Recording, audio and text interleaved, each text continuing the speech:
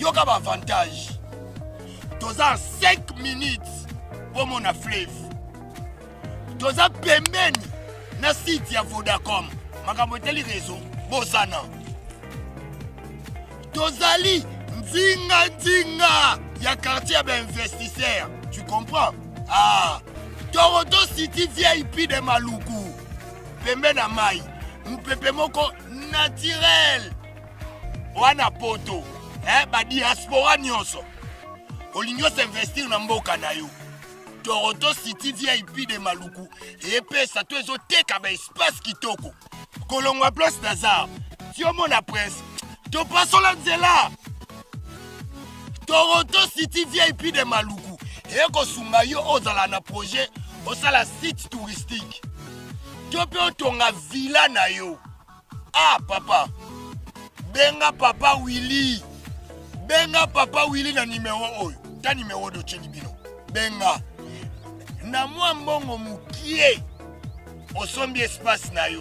Professeur Kamba Ibwacha. Mais quel honneur d'être en face de vous, professeur. Et pour vous prouver l'honneur que j'ai, franchement, vous êtes professeur depuis tant d'années, depuis l'époque du Zaïre, nous sommes maintenant au Congo. Et permettez-moi de planter le décor. Professeur, excusez-moi, arrêtez-moi si je me trompe, mais vous êtes docteur en histoire contemporaine. Ouais. Vous êtes professeur d'université, auteur de quelques ouvrages, historien de mentalité. C'est juste. Vous êtes un fruit de l'ex-IPEN, actuellement UPEN, où vous êtes sorti avec diplôme avec grande distinction et en spécialisation en histoire contemporaine. Vous avez été successivement assistant, chef de travaux, et même professeur ordinaire jusqu'à aujourd'hui. Professeur associé. Professeur full. Professeur ordinaire. Et aujourd'hui, professeur émérite. Voilà. Et de là, vous avez été chef du département d'histoire. Tout à fait. Et ensuite, vous avez été directeur du centre de recherche et de pédagogie appliquée. Excellent. Alors pour revenir encore un peu plus loin, vous avez obtenu à l'époque une bourse d'études pour l'université de Montréal. Absolument. Où vous avez fait une maîtrise en histoire contemporaine. Absolument. Et vous avez donné cours d'introduction sur l'histoire d'Afrique contemporaine à l'université de Laval à Québec. Ah mon Dieu, vous avez cherché tout ça? J'ai même été plus loin, tout ça nous sommes au Canada, à Montréal, et vous êtes rendu même à la prestigieuse université Harvard, aux États-Unis, pour suivre des cours sur l'histoire des mentalités. Absolument, quelque temps, Respect. Mon Dieu. Et pendant plusieurs années, vous avez été maître de conférence à la faculté de droit ici à l'UNIKIN. Absolument. Et vous êtes spécialiste de l'histoire des mentalités jusqu'aujourd'hui. Jusqu'aujourd'hui, c'est mon domaine de prédilection. Voilà. Et de là, si je puis me permettre, eh bien, je peux revenir un peu plus haut. En 1987, vous avez été secrétaire général académique de l'ISP Gombe. Ah, l'ISP Gombe. 1988, vous assumez l'intérim à la tête du comité de gestion de l'IBTP. Absolument, j'étais directeur général intérimaire. Voilà, directeur général intérimaire. Vous avez cherché tout ça. Et en 1989, vous avez été secrétaire général académique de l'ISC. L'ISC faisant fonction de directeur général. Voilà. Et en 1990, vous êtes nommé ministre de l'enseignement supérieur universitaire et à la recherche scientifique. Eh mon Dieu. Sous le maréchal Mobutu, 1990. Nommé pour reconstruire l'université de Lubumbashi après les Titimboka. Voilà. Oui. Voilà, c'est la fameuse période 1990, la période charnière avec la conférence nationale souveraine. Exact. Voilà. 2005, secrétaire général académique, chez vous, à l'UPN. À l'UPN, à ce moment-là, l'UPN n'existait pas encore, c'était l'IPN, Institut Pédagogique National, et l'une des personnes, sinon la personne avec ses collègues qui ont muté, qui ont excellé dans la mutation, au mieux dans la mutation de l'Institut de l'IPN à l'UPN, c'est la personne que vous interviewez ce soir. Le professeur Kamba Ibwacha. Oui. Maximum de respect pour tout cela. Et je continue. Vous avez écrit des ouvrages, entre autres, il y a l'illustration tragique du pouvoir Au Congo-Zaïre, sorti chez l'Harmattan en 2007. Bah oui, l'illusion. L'illusion. L'illusion. Ah oui, pardon, l'illusion tragique. L'illusion tragique du pouvoir au Congo-Zaïre. Voilà. Harmattan. Oui, en 2007. Vous avez sorti un essai sur l'histoire et la conscience de l'historien, paru chez Mediapol en 2008. Absolument. Vous avez aussi écrit un livre, moi c'est parmi ceux que j'ai lus et qui m'a beaucoup intéressé, de la conférence de Berlin à nos jours. Ah tiens, vous avez vu tout ça? Ah ben oui. C'est bien moi, avec des collègues, que vous êtes fouineur. Ouais, même s'il ne faut pas fouiner dans le passé, mais moi j'ai fouiné dans votre passé. Et celui de la conférence de Berlin à nos jours, paru toujours chez l'Harmattan en 2017. Oui. Et aussi un autre livre, c'est La conscience historique et liberté des peuples. Et liberté de peuple. Sans liberté, sans conscience et liberté de peuple, un peuple n'existe pas. Voilà, c'est la thèse dans cette histoire. D'accord. Et là, c'est paru aux éditions universitaires européennes en 2019. Absolument. Alors j'ai aussi découvert que Kambaï Boatia veut dire va leur dire que le matin commence. Ah oui. Kambaï va en bas dire Kambaï va leur dire que la nuit est terminée. Boatia, Boé, Boutoko, Boachi, la lumière est là, qui se réveille pour aller travailler. Allez leur dire, quel messie, quel messianisme. Eh mon Dieu. Ah oui. Mon père était suffisamment... C'était un pasteur protestant, il a dit des choses qu'il pensait être vraies. Aujourd'hui, je pense que j'ai rempli ses voeux, mais voyons, modestie implique, ce sont les autres qui peuvent dire que je parle pour que les autres puissent se réveiller.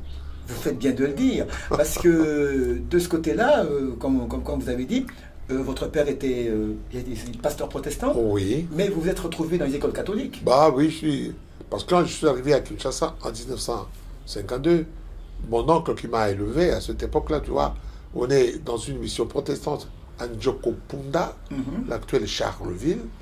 Mon oncle est arrivé comme pour remercier son beau-frère, m'a pris, m'a flanqué dans ce bateau qui s'appelait à ce moment-là Luxembourg, de Njokopunda à Ilebo, Port-Franqui.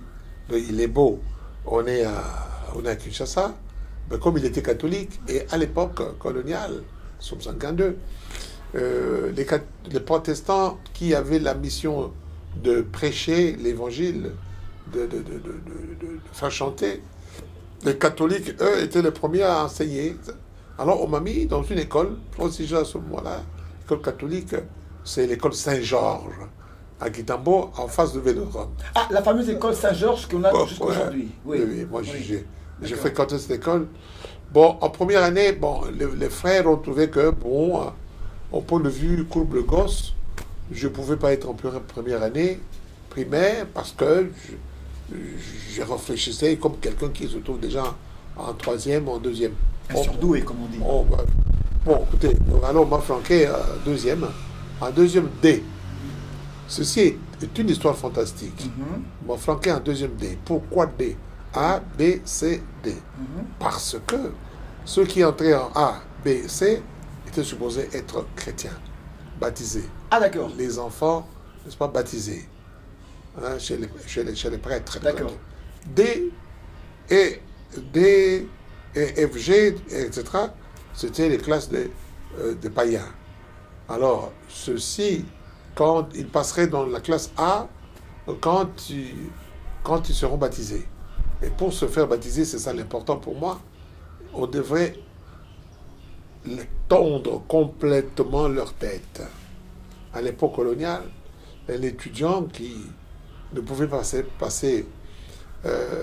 son baptême avec ses cheveux, il faudrait enlever tous les cheveux pour que l'eau bénite puisse entrer dans le cerveau et le blanchir. Parce que le cerveau du noir, pendant la colonisation, était supposé être un cerveau plein de noirceur, noir comme sa peau. Bref, ceci est très important. Cette histoire m'est restée planquée dans ma tête pour que je puisse mentalement me battre contre la colonisation et contre tous ceux qui colonisent jusqu'à ce jour. D'accord. Donc déjà, là, à l'époque, vous aviez une sorte d'éveil. Ah oui. Là, on est à Léopoldville, Ah, nous, on est à Léopoldville. en pleine colonisation. En 52, 52. en pleine colonisation à Kinshasa. À Kinshasa. Comme pour dire que j'avais quoi? J'avais 6 ans. Comme pour dire que je suis quinois, sinon pure laine. Pure laine. Oui, quinois pure laine, vrai quinois. Vous appelez ça pure laine. Pure, oui, pure D'accord. laine. En faisant Oui. allusion au tissu. Il n'y a pas, oui. D'accord. Demandez cela à Baba Bassoué, il vous dira. D'accord. Ah oui, qui est aussi historien, on le salue en passant, Zaghari Baba Bassoué. C'était mon étudiant. Merci beaucoup pour ce que tu as dit à la télévision au moment où tu parlas. Merci. Bye. Oui. Et là, justement, maintenant, professeur, ce qu'il y a, c'est que vous avez évolué, mais en vous germait déjà comment dirais-je, cette vocation de vouloir transmettre, de vouloir parler, de vouloir enseigner. Ça, c'est venu d'où? Ah oui, Kamongo. Moi, je suis enseignant né. Je le veux ainsi. Voyez, vous allez vous étonner. Chez nous, j'avais quoi? J'avais 12 ans. À ce moment-là, on habitait Zamatongué. Moi, j'enseignais mes collègues d'âge sans savoir que j'enseignais. J'imitais le professeur, j'imitais le moniteur, les collègues s'asseyaient, et moi, je parlais en français comme ça, je parlais de Christ sans savoir quoi enseigner. Après, je fabriquais un diplôme. J'ai distribué le diplôme, sans savoir ce que ça voulait dire. Ok. Oui. Je faisais... J'assimilais. D'accord. Là tout jeune. Ouais, là tout jeune. Voilà. Pour Puis s'amuser. je suis entré où ça? Je suis entré après Saint-Georges. Je suis entré en 6e moderne. 6e moderne. En 6e moderne. C'est qu'est-ce que c'est? Première année secondaire. Ah, ok. 6e moderne. D'accord. 5e moderne. Uh-huh. En décrescendo, 4e moderne. En 4e moderne, c'était humanité scientifique. Après, mon oncle, il dit, écoutez, il faut aller faire une école spécialisée en éducation physique. Ah, voilà. Je suis allé en éducation physique au stade Tata Raphaël. Comme par hasard, vous êtes Oui. retrouvé en éducation physique. Ah, j'aimais. J'aimais avoir une poitrine bombée, bien travailler, une musculature, etc. J'aimais voir les gens qui sautent le plint, le bouc, qui prennent les cordes, qui font le 100 mètres plat, les haies. Bon, ça, j'ai beaucoup aimé. J'ai terminé mes études des humanités secondaires, pédagogie scientifique à cette époque. Et voilà, j'ai terminé. En terminant, mon oncle dit, voilà, vous devez aller à l'université pour faire le droit. Vous comprendrez pourquoi ma fille a fait le droit. Exactement. Un petit salut à Nicole. Salut Coco. Salut à toi. Salut collègue. Voilà. Salut condisciple. Bon. Salut collègue. Oui, parce qu'il faut dire qu'elle aussi. Il ne faut pas le chanter partout. Hein. Tu es collègue parce que je le veux. Enfin, bref. Voilà. Bon, alors mon père dit non. C'est trop long. Le vanium là. J'apprends qu'il y a une régence quelque part en Binza, une régence où on fait seulement 2 ans. Tu sors moniteur, professeur de secondaire, va là-bas. J'y vais, je termine la régence en pédagogie appliquée. Puis on ouvre le graduat, la réforme. Ah, ok. On ouvre le graduat. Moi, j'entre en graduat. Continue. Ben oui, je termine gradué. Puis après, je suis l'affaire militarisation des étudiants. Nous sommes là, à ce moment-là, il y a eu grève des étudiants en général. Au pays. On a tué des gens, et puis on a fermé. On a fermé, le président Mobutu a pris la décision de fermer les universités et les instituts supérieurs. Année blanche. Tous ceux qui étaient à l'université sont allés faire le service militaire. Et tous ceux qui étaient dans les instituts supérieurs pédagogiques devraient aller enseigner. C'est ainsi que je me trouva à Bujimaï. Ok. Ah oui, à Bujimaï. À Saint-Georges, pardon, à Saint-Pierre. Ok. Vous voyez, à Saint-Pierre, qui est devenu aujourd'hui Dubois Diabouakane. Ok. Et bon, là, je donnais cours d'éducation physique et cours de français, comme j'avais fait français et histoire et culture africaine à l'UPN. J'ai essayé d'exceller là-dessus, Mais comme par hasard, dans les classes où j'enseignais, étaient contiguës aux classes de filles. Sainte-Marie-Goretti, aujourd'hui, moins Jadi. Vous voyez? Mais ça, c'est une histoire, je le dis à la télévision, mais j'aimerais que ceux qui m'entendent puissent boucher leurs oreilles, parce que ça ne me regarde que moi. La présidente de Sainte-Marie-Goretti, une école assez prestigieuse, avait l'habitude d'arroser les fleurs. Et moi, j'ai donné cours sur Lamartine. N'est-ce pas? L'auteur, Lamartine. Autant suspense au bord et temps. Bon, je ne dirais pas ma future femme, mais j'ai jeté de temps en temps un coup d'œil sur la joliesse de la personne qui arrosait les fleurs. C'est là qui est devenue ma fiancée. Et qui aujourd'hui m'a donné tout mon boitcha et tout. Je voulais juste faire l'appel à nos frères de la diaspora, de partout où vous êtes, pour venir acheter les terrains, que nous sommes juste en train de morceler. Vous allez bien voir qu'il y a des bornes, il y a même les travaux qui sont juste en train d'effectuer. Donc le terrain est bel et bien assuré. Vous allez voir, derrière moi, c'est la régie des eaux. De l'autre côté, c'est le Société Vodacom. Et devant moi, c'est juste World Vision. Là où Vision Mondiale sont juste en train aussi à un projet de construire les maisons pour ces travailleurs. Donc voilà, nous sommes ici à Maluku. C'est déjà un endroit habitable. Les quartiers, comme vous allez voir de l'autre côté, c'est déjà habitable. Il y a déjà les gens et c'est non loin parmi les autres cités que vous connaissez déjà. Maintenant, parlez-nous un peu.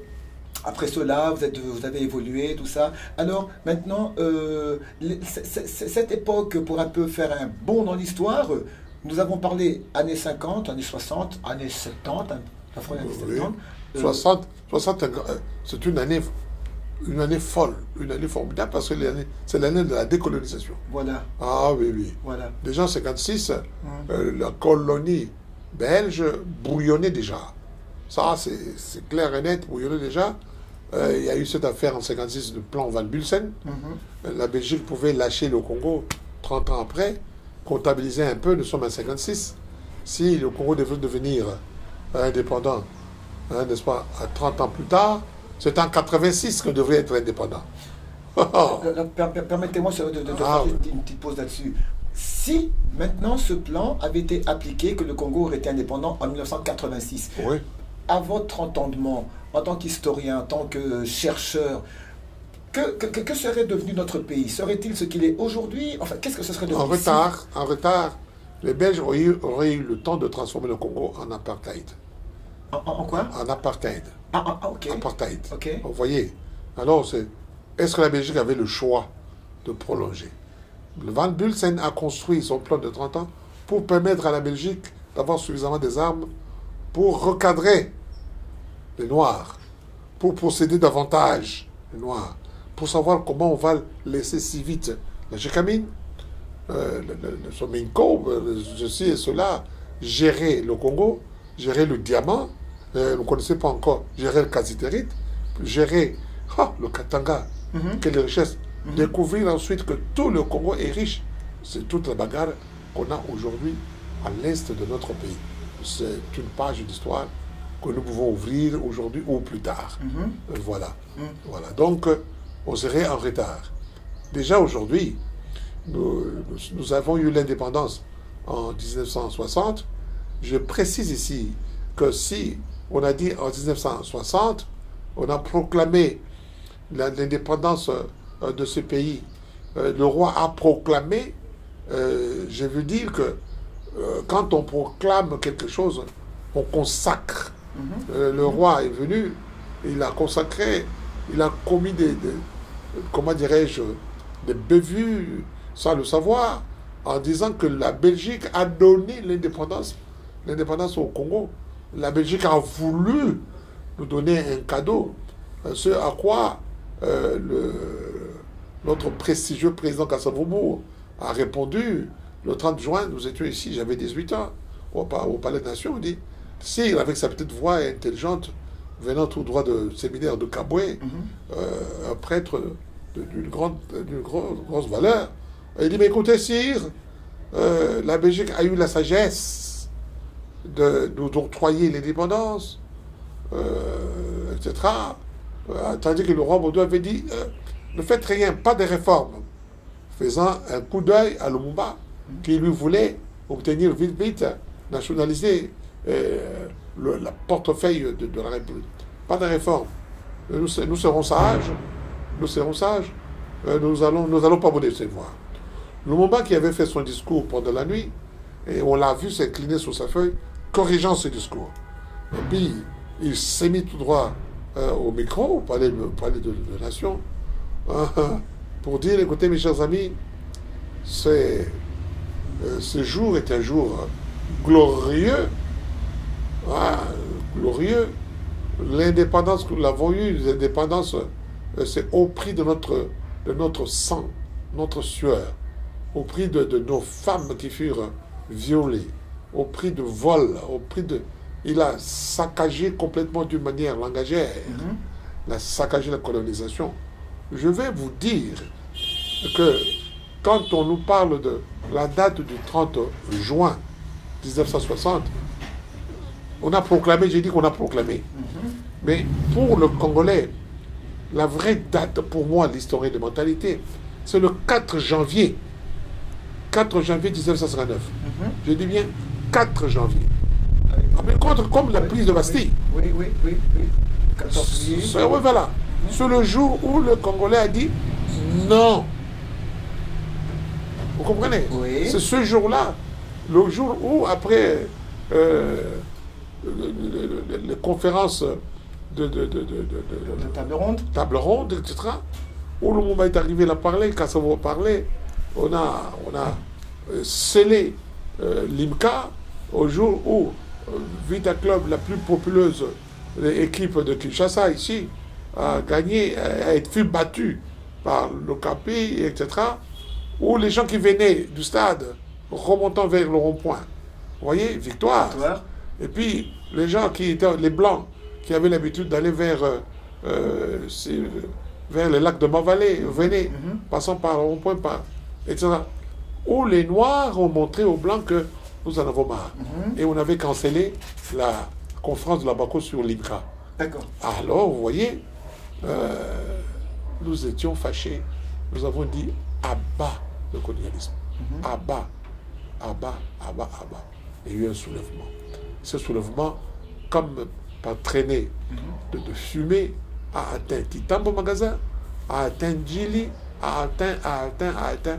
C'est ce jour-là que le noir, le peuple congolais, a dit non. Donc pour moi, c'est le jour où la Belgique a pris conscience qu'il fallait lâcher le Congo, et lâcher le Congo comme une brique chaude. Okay. Et je vous donnerai, après l'émission, je vous donnerai un livre que j'ai écrit là-dessus, La Belgique coloniale et le Congo, l'histoire d'une brique chaude. La Belgique s'est empressée comme une brique chaude. Écoutez, laissez ça. Alors vous avez eu février, mars, table ronde. C'est pour vous dire que la Belgique a eu peur. D'accord. Le peuple congolais a dit non. Et ce jour-là, la Belgique a décidé de laisser le Congo tranquille. Alors il a laissé comme une brique chaude. La Belgique devrait préparer la, comment dirais-je, la relève. Non, pas du tout. La Belgique n'avait pas besoin de préparer la relève. Pourquoi dois-je vous préparer pour me remplacer alors que moi je suis là pour voler, pour piller? Ce n'est pas fort ce que je dis. Alors, de mars à juin, mars, juin, juillet, mars, avril, mai, juin. 1960. En 3 mois, on est devenu indépendant. Donc ne vous étonnez pas s'il n'y avait pas eu de la préparation. La Belgique ne voulait pas préparer l'indépendance. D'abord, pourquoi est-ce qu'ils pouvaient préparer? Parce que la Belgique était si bien. C'était une de belles colonies africaines. On venait ici pour bronzer. On venait ici pour la belle forêt. On venait ici pour les belles femmes. On venait ici pour... Oh, mon Dieu. On venait...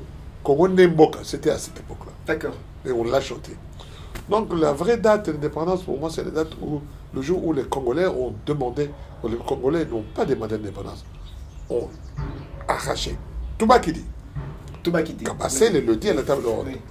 L'indépendance, Touba Kidi. Ce n'est pas Touba Kidi. Touba Kidi. En quiconque, quand tu dis Toubaki, c'est par la force. À l'arraché. Tout juif. Ok. Il faut le dire comme ça. Nous l'avons arraché. Voilà un peu, c'est comme ça sur le plan mental qu'il faut raisonner l'histoire de ce pays. Et jusqu'à aujourd'hui, le Congo et les Congolais disent non à l'occupation coloniale. Nous avons dit non à l'esclavage, nous avons dit non à la colonisation, et mon Dieu, vous pouvez compléter. Aujourd'hui, nous disons non à l'occupation d'une parcelle de centimètres de notre pays. Voilà un peu comment je peux m'exprimer dans ce sens-là. Et je suis très émotionnel et très passionné pour ce pays et pour les habitants congolais. Professeur, alors vous avez bien dit Toubagidi. Todzu Yango, ajouté Nanko. Nanko, Oui. Voilà. Et maintenant, et puis, ce qu'on a constaté, après le 30 juin 1960, 11 jours plus tard, il y a les mutineries, et puis il y a en mois de septembre, Lumumba qui est démis de ses fonctions, et 3 mois plus tard, Lumumba est assassiné en 1961, et on va de comment dirais de cascade, comment dirais De désordre en désordre. en désordre. Ce n'est pas de cascade, de désordre. Le Congo était devenu une entité politique non gouvernable. Est-ce que la Belgique, si on regarde les circonstances, si on contextue les circonstances de l'indépendance, la Belgique était aux abois, monsieur. Aux abois, avec un homme comme Lumumba, qui passait son temps à dire, c'est fini mes amis, c'est à nous. Nous allons écrire l'histoire à nous. Ce n'est pas cette histoire qu'on écrira à New York. Ce n'est pas cette histoire qu'on écrira à Paris, à Londres. C'était cette histoire qu'on écrit au Congo pour les Congolais. Et jusqu'à aujourd'hui, les historiens, et en tout cas moi, dans ce sens-là, je voudrais bien écrire l'histoire des Congolais pour les Congolais. Et je pense que l'histoire qu'on a enseignée jusqu'à aujourd'hui et qu'on continue à enseigner, c'est l'histoire des autres chez nous. C'est l'histoire de l'histoire de la Belgique au Congo, c'est l'histoire de la France au Congo, c'est l'hymne national de la Belgique ici, la Marseillaise. Non, je crois que le programme d'enseignement de l'histoire de ce pays doit commencer par l'enseignement de l'histoire congolaise. Après l'histoire africaine, après l'histoire des autres. D'abord, nous, connaître. On ne peut pas, Kabango, on ne peut pas aimer quelque chose qu'on ne connaît pas. Les Congolais n'aimant pas le Congo, pardon, les Congolais ne connaissant pas le Congo, ne peuvent pas l'aimer. C'est la bagarre de M. Tshisekedi. Vous comprenez? Tant que le Congolais ne connaît pas le Congo, il va l'aimer comment? Je l'ai même répéter, donc le Congolais, comme vous avez dit, qui n'aime pas, Oui. le Congolais ne connaît pas. Le Congolais ne connaissant pas le Congo ne peut pas l'aimer. D'accord. Connaître pour être. Ah oui. Alors, ma fille, professeur Boitia a ajouté, être pour connaître. Être pour connaître. Ah oui, quelle dialectique. Oui. Quelle dialectique, vous voyez. Écoutez, mais c'est biblique. Connais-toi toi-même. C'est biblique, même si Descartes, quelque part, a appris. Pense par toi-même. Ça, c'est ce que ça veut dire, cogiter ergo sum. Ben oui, pense donc par toi-même. Si tu ne penses pas par toi-même, tu es un zombie.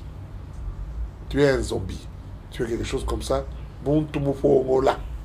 Quelqu'un à qui on a enlevé la chose centrale qui fait qu'il soit homme. Professeur, dites-moi, c'est comme vous avez dit, on est passé de désordre en désordre, de... Alors Lumumba, je Oui, continue. oui. Lumumba dit, je vais aller vite. Lumumba dit, je vais aller vite. L'armée. L'armée, déjà, à cette époque-là, était infiltrée par qui à ce moment-là? Par les Blancs. Ah oui. Ok. Ben, écoutez, Lumumba dit, écoutez, nous avons gagné la Première Guerre mondiale. Il y avait peut-être quelques colonels, mais les militaires, c'était des Congolais, pieds nus, de Kisangani, jusque le Caire. Les pauvres.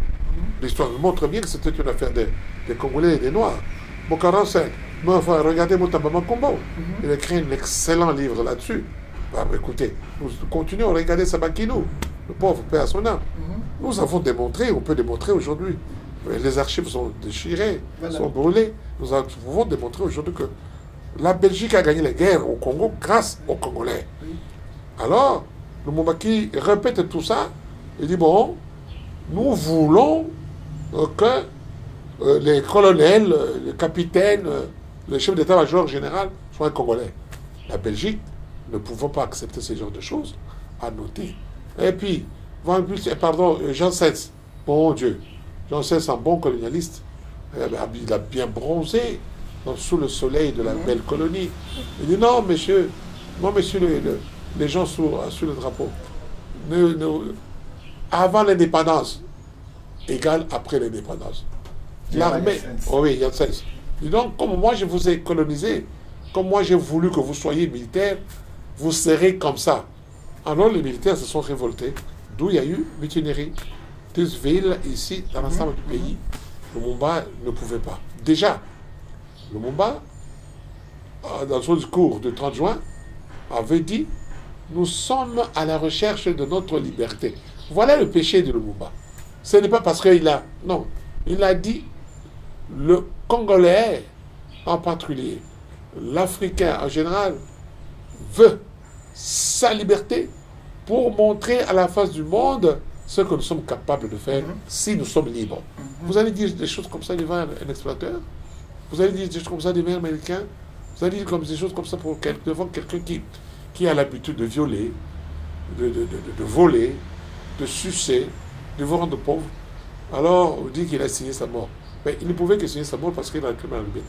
L'histoire nous montrera que tous ceux qui, dans l'histoire congolaise, ont voulu la liberté du peuple, ont connu le Niouf.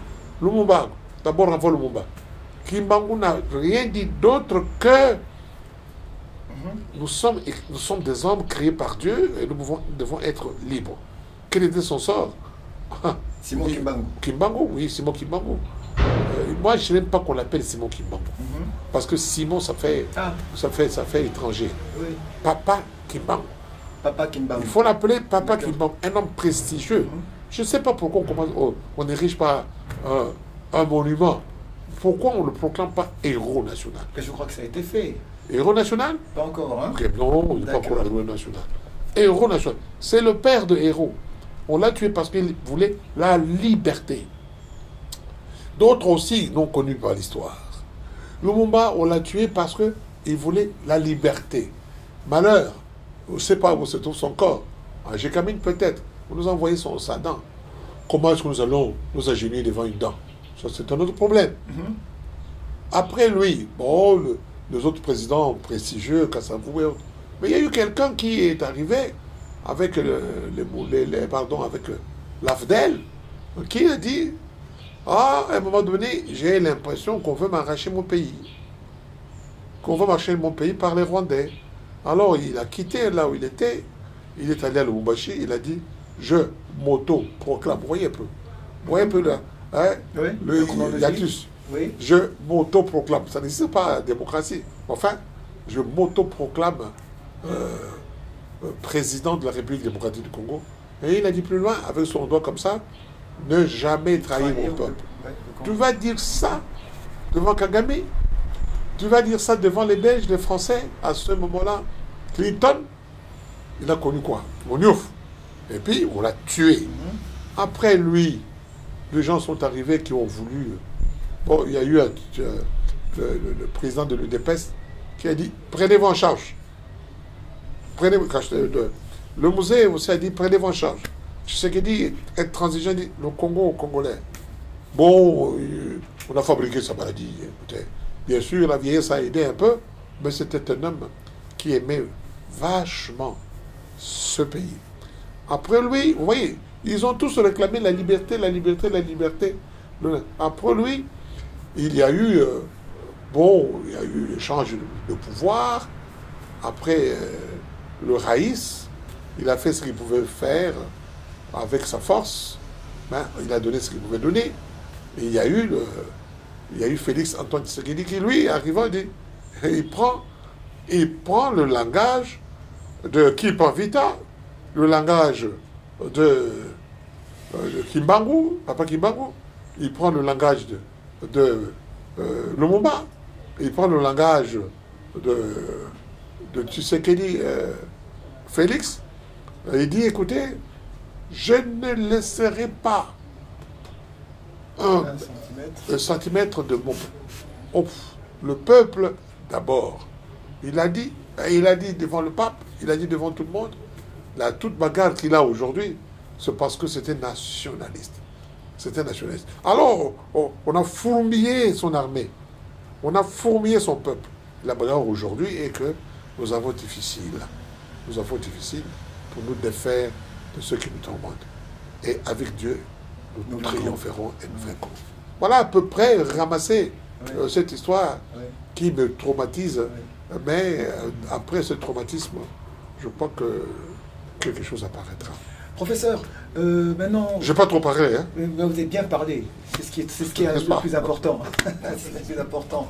Professeur, dites-moi, ce que vous avez brossé, alors quand on y a été vraiment d'une façon chronologique, mais en gros, depuis 1960, déjà Lumumba, Patrice Lumumba, déjà disait, ils ont voulu balkaniser le Congo. Le mot balkanisation, déjà depuis 1960, ce mot sortait déjà de la bouche de Patrice Emery Lumumba. Et au regard de ce que nous vivons aujourd'hui, qu'est-ce que le Congo a fait? Quel est le péché que le Congo, si je peux m'exprimer ainsi, que le Congo aurait commis pour alors à ce que le Congo soit comprimé, compressé et oppressé? Ça ne date pas d'aujourd'hui, Kamamo. Ça ne date pas d'aujourd'hui, le mot balkanisation. Nous l'avons mis sur tapis, nous l'avons mis sur la natte. Mais la balkanisation, c'est depuis la conférence de Berlin. Ah oui, les puissances en face, n'est-ce pas? Les Américains d'abord, les Allemands ensuite, les Anglais, les Belges du côté, et puis la France et d'autres, les Russes quelque part au coin. On dit, mais le bon Dieu est injuste. Comment ce monsieur bon Dieu, avec sa barbe, il peut se permettre de donner un morceau de près de 2 345 000 km² au roi des Belges, qui lui, excusez-moi, qui lui n'a jamais mis pied au Congo. Quelqu'un qui sait manier les finances internationales, quelqu'un, on dit non, le roi. Mais l'histoire a fait que le Congo aujourd'hui est à nous. Mais l'expertise, à ce moment-là, nous sommes à la fin du 19e siècle, à ce moment-là, démontrait que c'est la colonie la plus riche de l'Afrique. C'est pas un des pays les plus riches du monde. Alors les gens disent, écoutez, tôt ou tard, nous, les Français surtout, tôt ou tard, nous aurons ça. Vous vous rappelez, quand l'ONU est intervenue ici, cette histoire de préemption, nous voulons signer que le Congo devienne un territoire libre.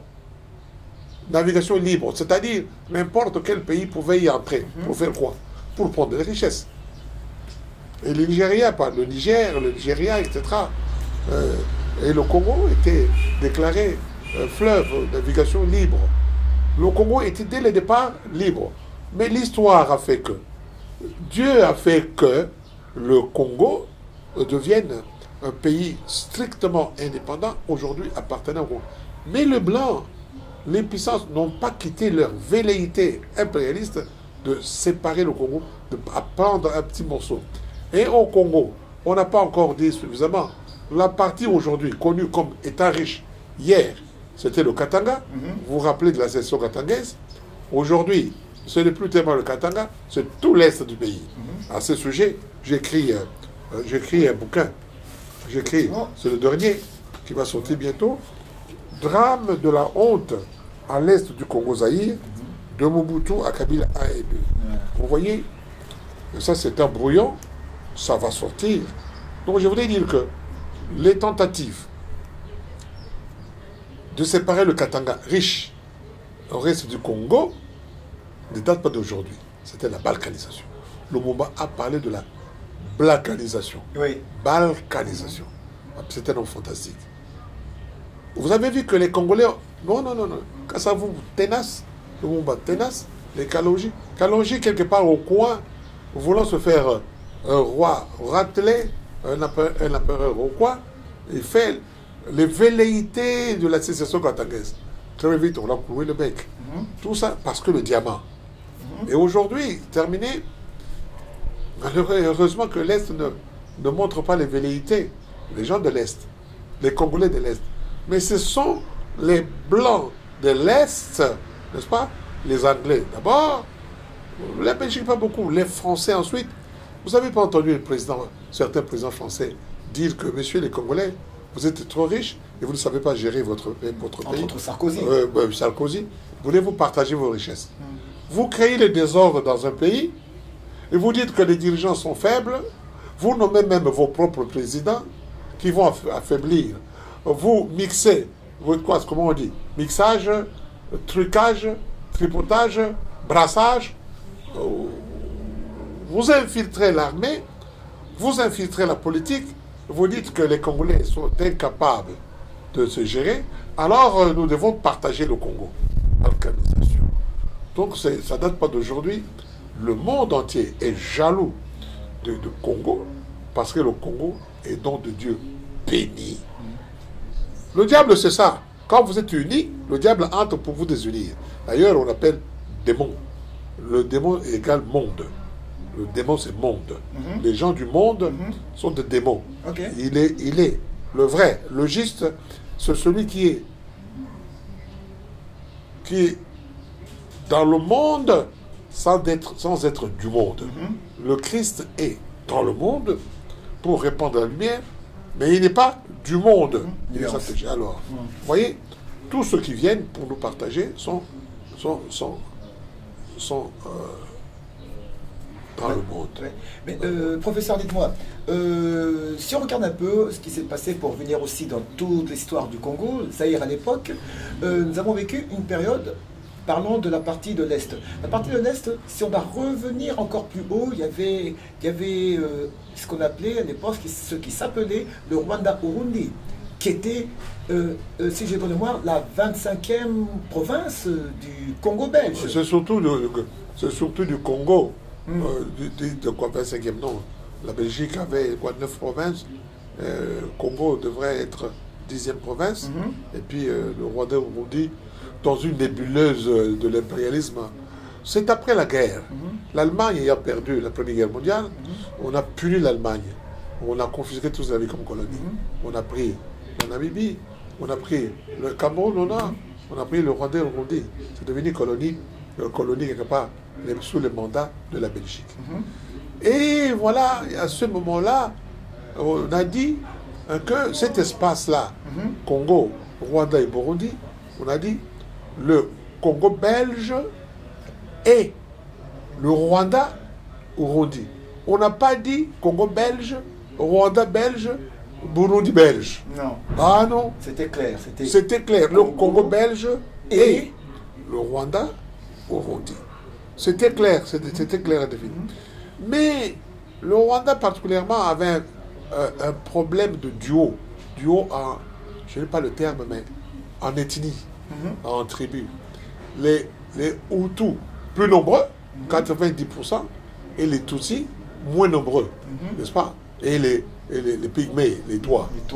En fonction de quoi les Tutsis, parce que éleveurs quelque peu lancés, doivent se dire nous sommes descendants de la reine de Saba, plus intelligents que les agriculteurs qui, eux, passent leur temps à donner à manger aux gens. Voilà, et les voici maintenant ensemble au Rwanda. Rwanda petit, très petit, avec une petite richesse, le thé, bien sûr.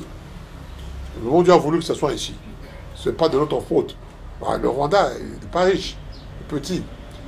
Maintenant, la révolution sociale de 1964 ayant eu lieu, les Hutus, avec tout ce monde-là, les présidents de grande valeur, devenant présidents de la République, notamment Habyarimana et tous ceux qui l'ont, ceux-là ont dirigé comme il faut.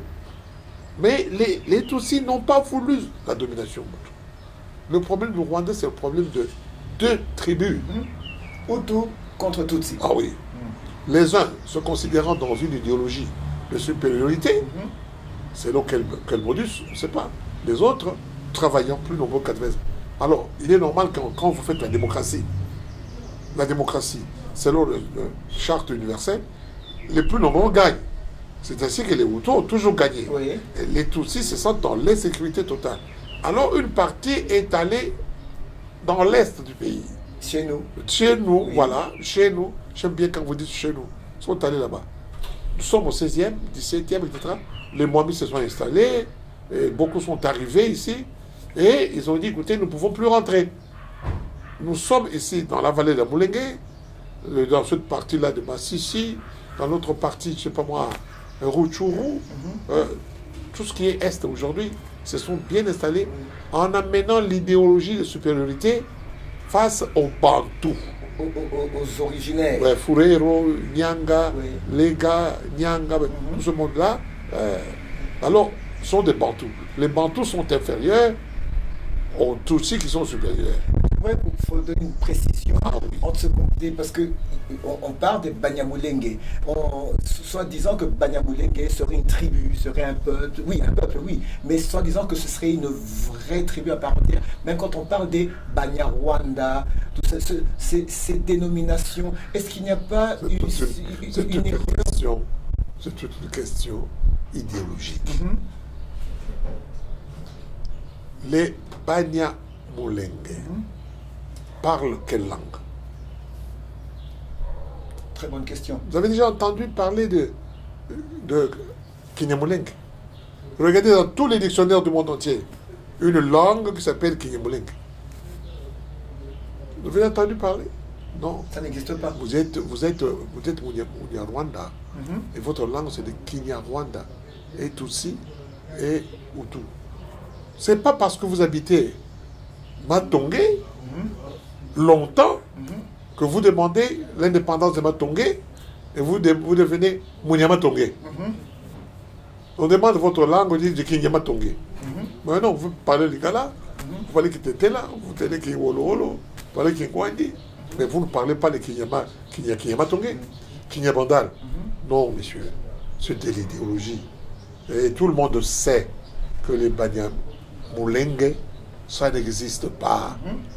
Ça n'existe pas. C'est un peuple courageux, fier, existant, créé par Dieu, très intelligent, mais il ne faut pas nous amener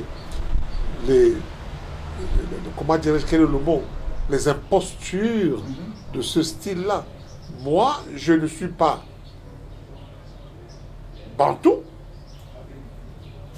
je descends de reine de Saba, je peux être Falacha, et je suis, à partir d'aujourd'hui, je suis Munyamulenge, je suis né ici.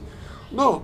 Alors, pour ce faire, je voudrais avoir une partie du Congo qui est devenue, qui est depuis longtemps, était la terre de mes ancêtres. Ce n'est pas le Lumumba qui accepterait ça. Ce n'est pas Kassavoum qui accepterait ça. Ce n'est pas les Belges qui accepteraient. C'est parce qu'ils étaient devenus nombreux, n'est-ce pas, Sur le territoire. sur leur territoire, que la Belgique, pour éviter les guerres de style social, a déversé en termes de réfugiés au Congo. En termes de Réfugiés. Et comme les Congolais sont connus hospitaliers, et la Belgique a pris le soin de dire aux réfugiés de ne pas se mêler aux politiques coloniales. Ah, quand même. Ah oui, les documents sont là. Ok. Ne vous mêlez pas à ce que la Belgique fait au Congo et aux affaires des Congolais. Ah oui, se dit, il y a des documents. Moi, j'ai fait, vous lirez ça dans vos livres, vous lirez dans n'importe quel livre. Lisez Saint-Moulin, lisez Van ceci, Van cela, etc. Vous comprenez? Non, sur des postures. Et même jusqu'à aller demander, créer une communauté revendiquant l'Est du pays, demander à l'ONU d'organiser un référendum entre les Tutsis et les Bantous pour obtenir, n'est-ce pas, comment ça s'appelle encore Moulengue. Voilà. Pour revendiquer. Non, monsieur. Pendant ce temps-là, qu'est-ce que vous avez fait? Vous avez infiltré l'armée avec le concours de la Belgique, de la France, de l'Angleterre. Vous avez infiltré pour affaiblir. Et en affaiblissant, vous pouvez facilement occuper. Mais le peuple congolais n'est pas dupe, n'est pas bête. Et leur président a dit, je ne suis pas un enfant. Le président Tshisekedi a dit, je ne suis pas un enfant. Ah oui. Et l'eau comme casse, Bende les Koyate. Ceci embête aucun Congolais n'ira à Kigali pour y habiter. On n'a pas besoin d'être réfugié. Pourquoi? Il y a de la place chez nous. Nos femmes sont belles, les Congolais sont beaux, nous sommes riches chez nous, nous nous organisons. Écoutez, soyons sérieux. Là, tu vois. Alors, ils viennent chez nous, nous nous disons, non, arrangez-vous. Nous voulons bien vous accueillir. Nous sommes hospitaliers. Conformez-vous aux lois du pays. Et vous avez vu ce que vous nous avez fait? Nous vous avons accueillis. Certains sous Bisengimana sont devenus, n'est-ce pas, des Aïrois à l'époque. des Aïrois avec Mobutu qui voulaient avoir beaucoup de voix, des hommes riches. Mais aujourd'hui, ça peut plus tenir. Ça marchait à l'époque. Oui. Ça marchait à l'époque parce que Mobutu avait besoin des voix, avait besoin des riches. Ils sont devenus immensement et vachement riches.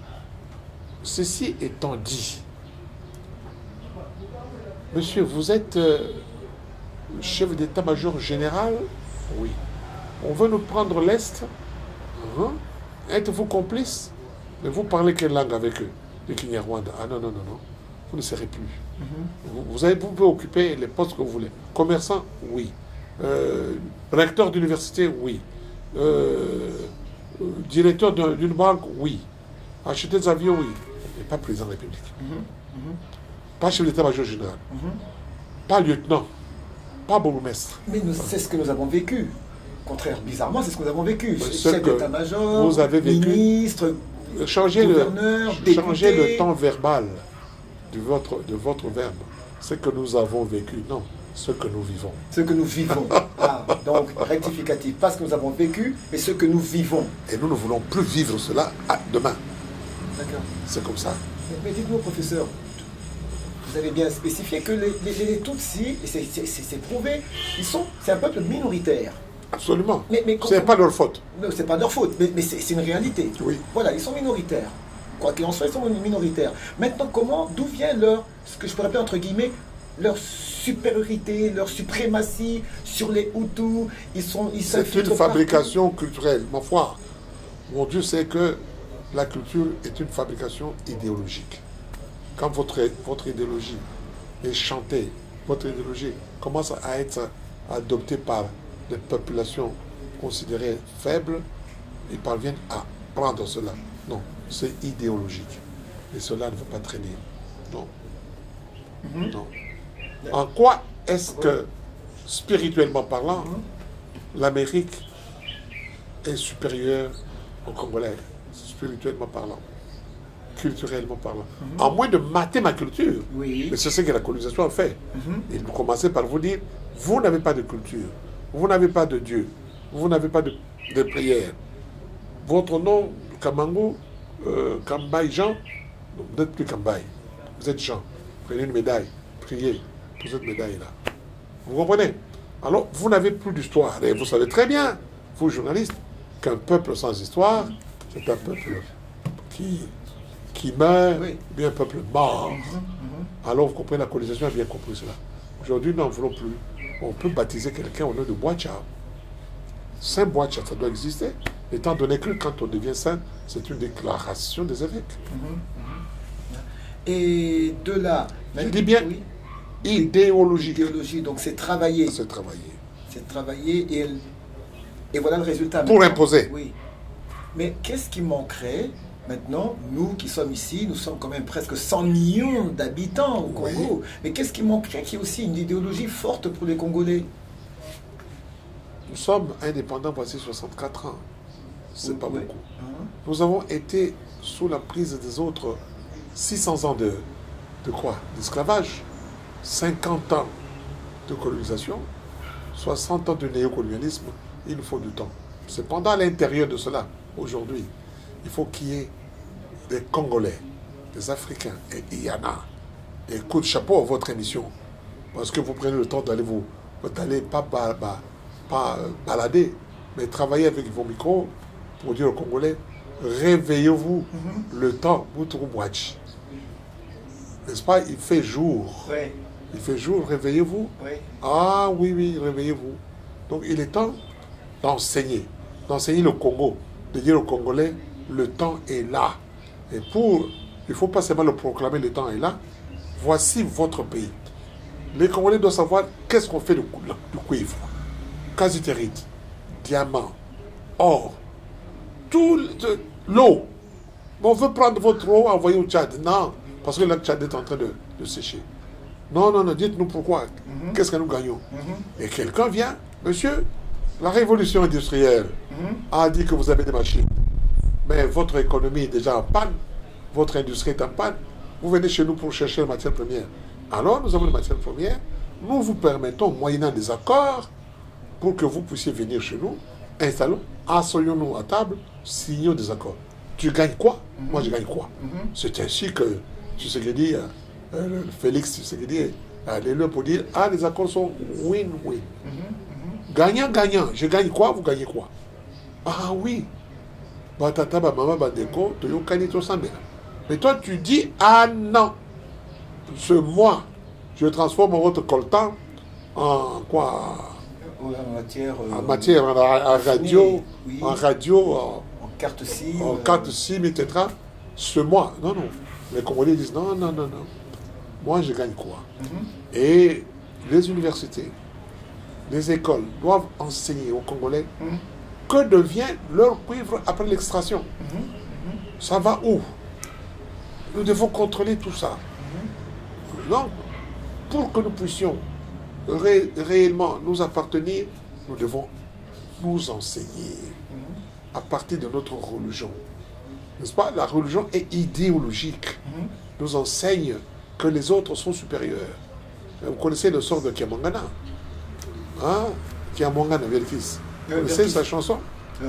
La Komitunaka. Ah ben, le Congolais aujourd'hui se demande pourquoi. C'est un autre soir. Professeur, à un moment vous nous disiez, vous expliquiez que c'est nos politiciens, nos grands politiciens qui ont cherché à parler de l'indépendance, de la liberté du Congo, à commencer par Patrice Lumumba. Il a été assassiné. Alors, juste une petite question, parenthèse, sur Patrice Lumumba. Fallait-il vraiment l'assassiner? Mais l'exploiteur, le dominateur, le colonisateur n'a pas de choix. Il faut le faire disparaître. Nous n'en voulons plus. C'est comme ça. Quelqu'un qui est dans la mauvaisure, le terme n'existe pas. Quelqu'un qui est dans la mauvaiseté, le terme n'existe pas. Qu'est-ce qu'il cherche? Tu me gênes. Je ne peux pas voler. C'est ce que je fais. Gagne. Oui. Tu regardes le mouvement en prison, mais il va te déranger. Tu regardes Papa Kimba en prison, il va te déranger. Ou tu regardes Tshisekedi, le père, Étienne, en prison, il va te... Ben, le Tshisekedi, le président de la République aujourd'hui, ben, il doit prendre beaucoup de précautions. Voilà, très bonne question. Parce que maintenant, il est en train de suivre ses traces, si je puis dire. Absolument. Voilà. Alors, non, il ne suit pas ses traces. Il suit les traces du bien pour le peuple congolais et pour le Congo. Et de ce fait-là, ce ne serait pas un danger pour lui au regard de cette communauté bien internationale? Sûr, il est directement dans le droit fil de l'anti-exploitation. Alors, un exploiteur accommodeur le sang de son ennemi. C'est simple. Et dites-moi, professeur, si Lumumba, Patrice Lumumba n'avait pas été assassiné, s'il avait quand même eu l'occasion de vivre longtemps, comme beaucoup de ceux qui ont été autour de lui, qu'est-ce que ça aurait changé ou apporté? Je ne peux rien dire. Quel est l'intérieur du si? Je ne vais pas construire l'Espagne. Si. Non. Non, l'histoire aurait continué, mais autrement qu'aujourd'hui. C'est la réponse que je peux vous donner. Alors aujourd'hui, il y a maintenant cette agression à l'est du Congo, c'est déclaré officiellement par le président de la République, par l'agression du M23 soutenue par le Rwanda. Le Rwanda, qu'est-ce qu'on doit dire aujourd'hui? C'est ce pays aux 1000 collines et aussi aux 1000 colères. Qu'est-ce que le Rwanda peut-il vraiment avaler? Le Rwanda n'est pas en colère. 1000 collines, oui. Ajoutez 1000 fantasmes. 1000 fantasmes, 1000 illusions, 1000 rêves. Vous voyez le Rwanda coloniser le Congo? Non, monsieur. Non.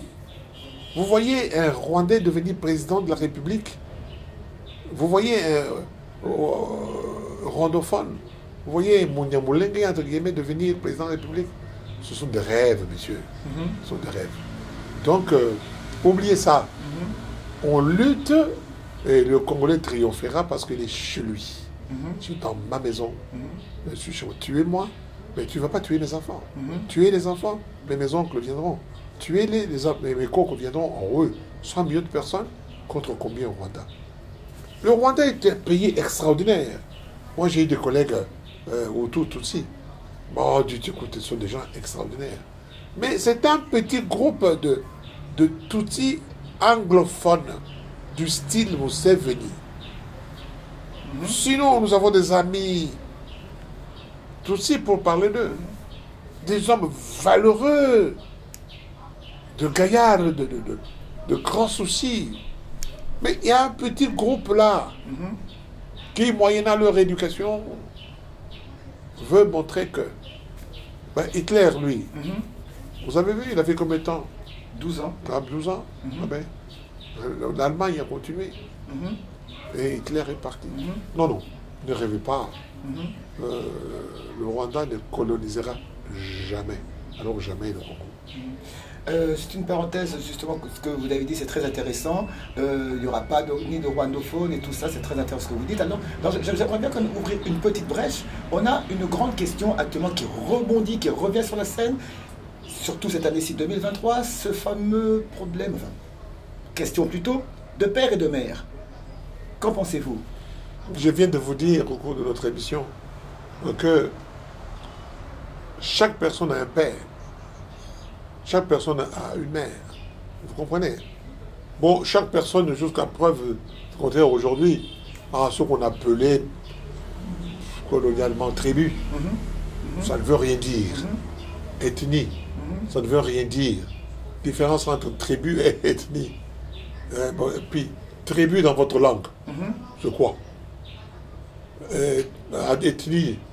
Et quand vous êtes ici à Masimanimba, vous êtes Yansi, et puis vous venez ici, vous êtes à l'intérieur de Yansi, là, vous êtes Soukou, je ne sais pas quoi.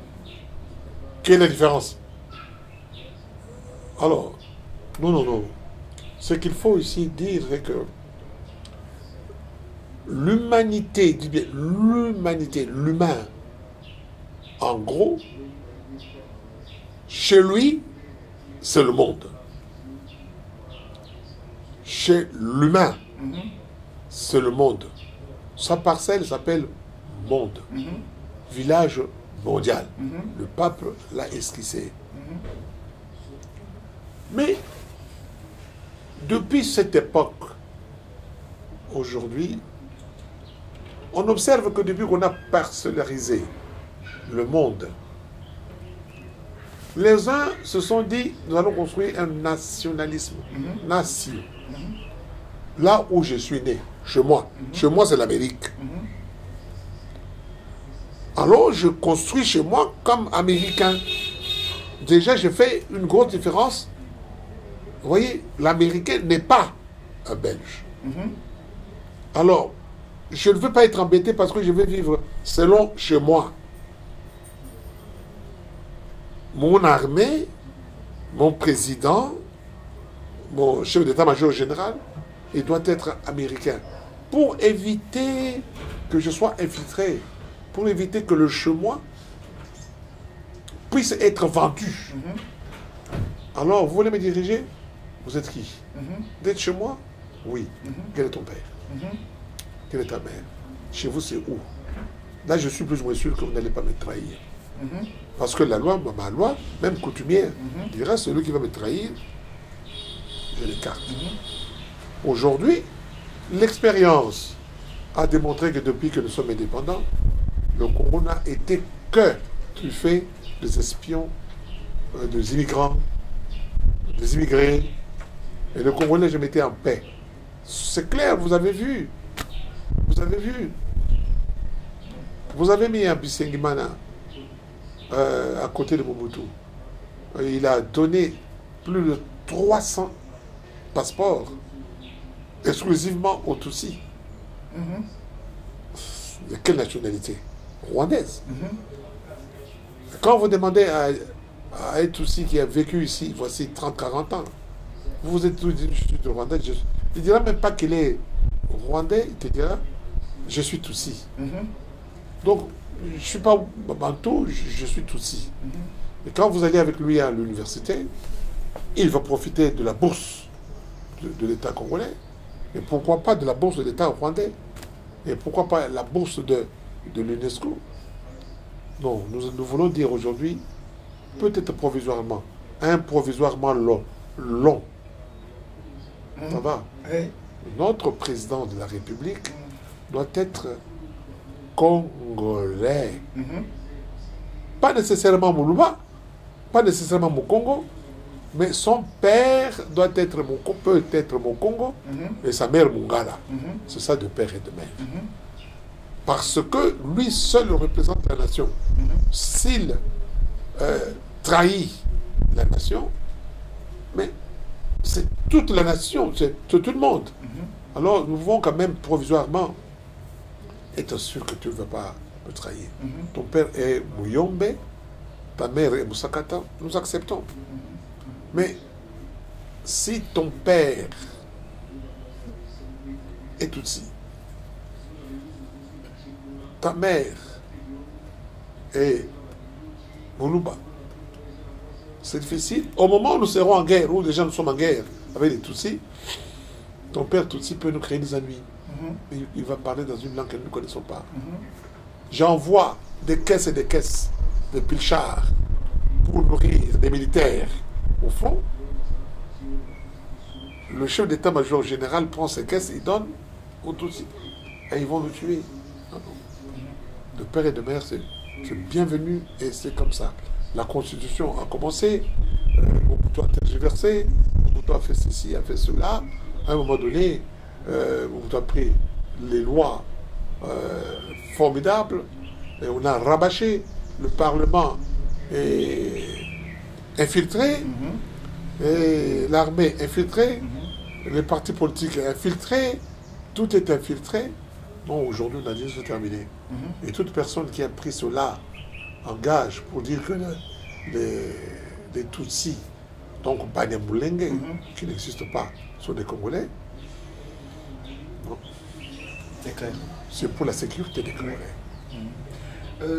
Dis-moi, professeur, pensez-vous que, bon, depuis 1990, il y a eu le fameux discours de la Baule, de François Mitterrand, qui a ouvert les portes, il y a eu la perestroïka, ça a ouvert les portes, la démocratie, conférence nationale et tout ce qui s'en est suivi. Et une trentaine d'années plus tard, pensez-vous que la démocratie a réussi en Afrique? Est-ce que l'Africain a compris la démocratie? C'est quelle démagogie ça? Vous voyez, la démocratie c'est quoi? Le pouvoir du peuple par le peuple pour le peuple. Tu as déjà vu un peuple qui dirige? Tu as vu pour le peuple c'est quoi? Tu as dit c'est quel peuple? Non. La démocratie, c'est ce régime politique qui respecte la dignité de la personne humaine telle qu'elle est créée par Dieu. C'est ce régime politique qui respecte le bien-être de l'homme, la respiration de l'homme, que l'enfant aille à l'école, que l'enfant soit respecté, que le militaire mange 3 fois par jour, que la femme du militaire ait été à l'école, que les enfants. En Amérique, on ne parle plus de démocratie, on ne parle de bien-être. L'Américain. Chez nous, en Amérique. Vous comprenez? En Belgique, la même chose. Que quelqu'un dise, non, mon frère, vous n'avez pas le droit de tuer. Mais ici, la banalité fait qu'on tue comme on veut. Oui. La démocratie est devenue finalement démagogique. C'est une culture démagogique. Un dictateur peut parler de la démocratie populaire. Ça doit se faire selon lui. Ah non. Vous allez ici au Bas-Congo, vous trouvez les gens en train de prier, vous canardez, vous tuez, vous êtes en démocratie. Ah non. Vous comprenez? La démocratie, c'est difficile à définir, mais le bien-être de la personne. Est-ce que Hitler était démocrate? Non. Juan Perón était démocrate? Non. Salazar était démocrate? Non. Mais ceux qui sont démocrates, on les voit, ils protègent leurs ressortissants. Un Congolais peut très bien vivre en Belgique, respectant les lois belges, mais on lui dit tu ne peux pas devenir président de Belge. Chez nous, c'est comme ça. Pourquoi? Parce que si tu es président de Belge, toi, Congolais, il y a des risques que tu nous trahisses, tu ne vas pas bien travailler. Et quand nous, Congolais, nous disons non, nous voulons bien être démocrates, mais ce n'est pas n'importe qui. Et avant de devenir Congolais, toi, Tutsi, toi, Angolais, toi, avant de devenir Congolais, voici les conditions. Toi, tu n'aimes pas ces conditions. Tu dis non, moi, de facto, je suis Congolais. Toboyi. Professeur, je pense que vous serez d'accord avec moi si je dis que le socle de la démocratie, c'est la justice. Mais si maintenant, ici, depuis l'accession du président Félix-Antoine Tshisekedi Tshilombo, on parle beaucoup d'état de droit. Pensez-vous que nous sommes arrivés, nous sommes plongés, nous sommes vraiment dans un état de droit, dans la configuration actuelle? Allons de la base, qu'est-ce qu'est le droit? Il ne faut pas aller à l'université pour chercher à définir le droit. Est-ce qu'on est capable? Le droit, c'est les Kamboyo et Molongo et Longobani. Quand on dit Longobani, c'est par rapport à la personne. Au yibité, au bomité, au beko et lobby, au landiango, mabé. C'est ça le droit. La droite. La ligne droite. Oyo et Longobani. Balobi. Il ne suffit pas de faire la constitution. Non? Kobomati. Koyiba Peti. Vous comprenez? Kende classe. Kotrichete. Koyiba mbongo anganati. Koyiba mbongo ya l'état te. Zoko yibi. Kaka mobeko ya nzambe wana. Ekukanga yo. C'est ça le droit. Donc, justice signifie makambo ya malonga oyo elongo bani. Je ne peux pas expliquer ça en français.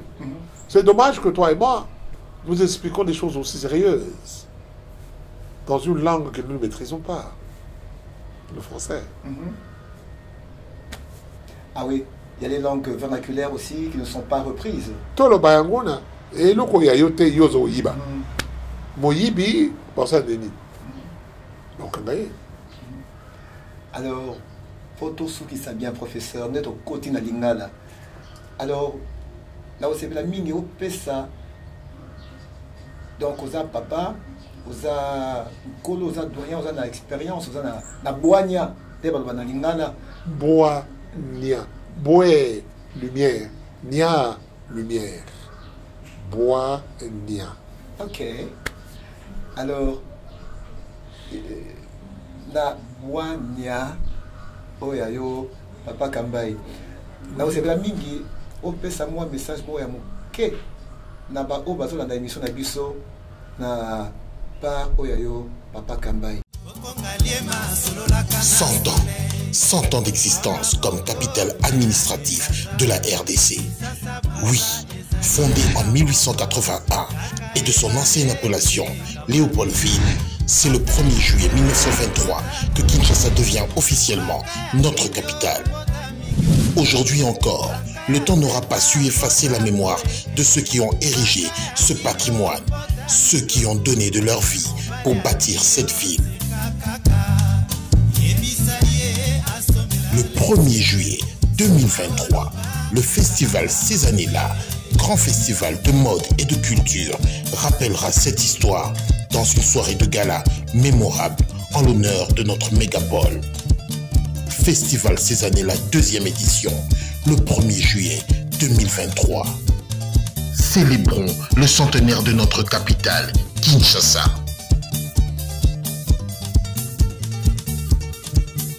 Bana Congo boye ba ete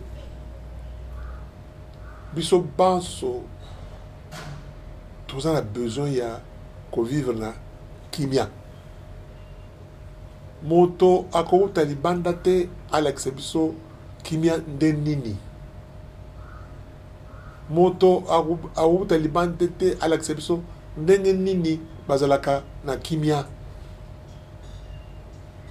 yangwana umoni tokondima te lelo mboka na biso mopaya auti epa mosusu aya kobebisa yango mopaya oyo akopesa biso conseil tozala boye tondima ye.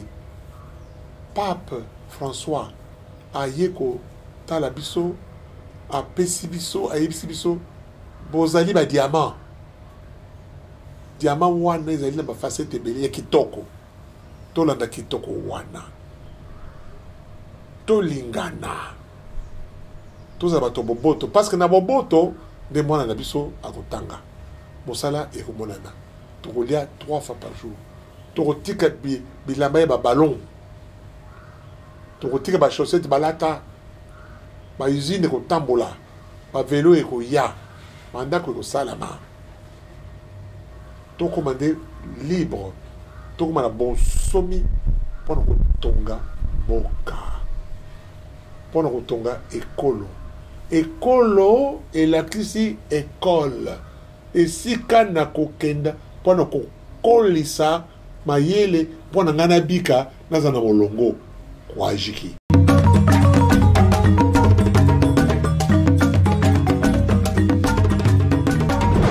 Commandant Ilunga, mais quel honneur et privilège vous me faites de venir sur le plateau.